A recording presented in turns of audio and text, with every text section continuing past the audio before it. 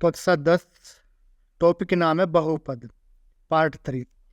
यदि किसी द्विघात बहुपद के शून्यक अल्फा व बीटा है तो द्विघात बहुपद, यानी कि हमें द्विघात बहुपद के शून्यक दिए हुए हैं और हमें जो है द्विघात बहुपद निकालना। तो कैसे ज्ञात करेंगे?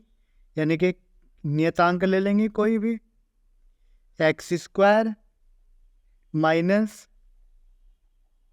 अल्फा प्लस बीटा यानी कि इनका योग शून्यांकों का, और प्लस के अल्फा बीटा यानी कि शून्यांकों का गुणन।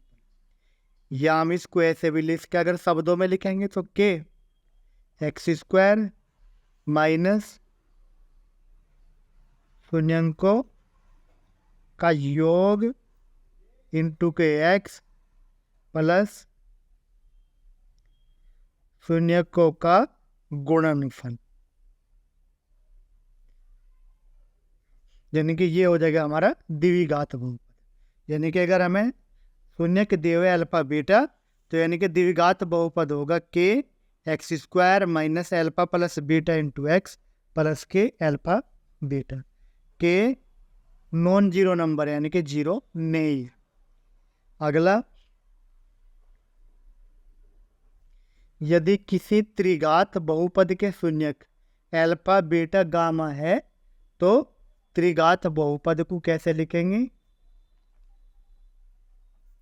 इसे लिखेंगे हम के इंटू एक्स क्यूब यानी कि 3 घात का है, minus K alpha plus beta plus gamma into K X square plus alpha beta beta gamma gamma alpha into K X और plus K alpha beta gamma K minus K alpha beta gamma.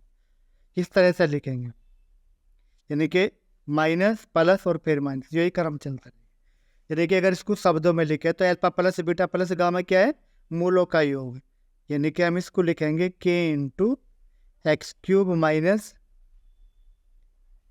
मूलों का योग into K X square plus alpha beta, यानी कि दो दो शून्य को या मूलों लिख लो, है ना, शून्य को का गुणनफल और उनका गुणनफलों का योग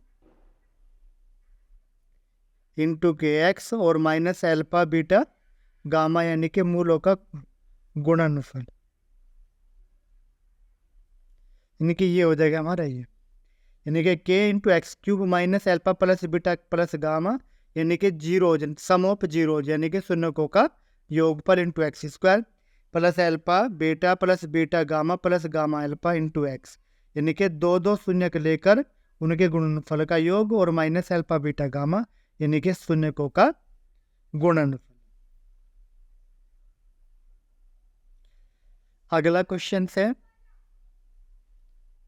पी एक्स बराबर X square plus B X plus C के शून्यक अल्फा और बीटा है, तो इनका योगफल क्या हो गया? यानी कि अब के हमें क्या दिया हुआ है?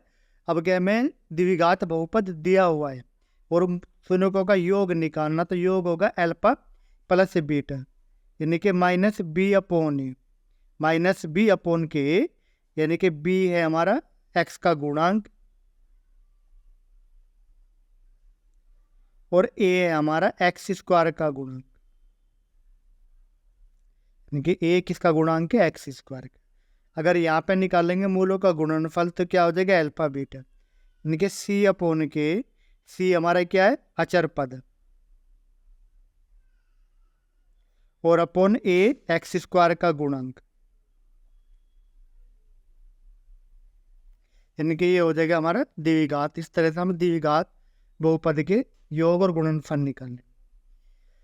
अब ये त्रिघात बहुपद दिया हुआ है, इसके जीरोज दिए हुए यानी कि शून्य के अल्फा बीटा और गामा, शून्यकों का योग यानी कि alpha plus beta plus gamma minus के बी अपॉन ए, बी एक्स स्क्वायर का गुणांक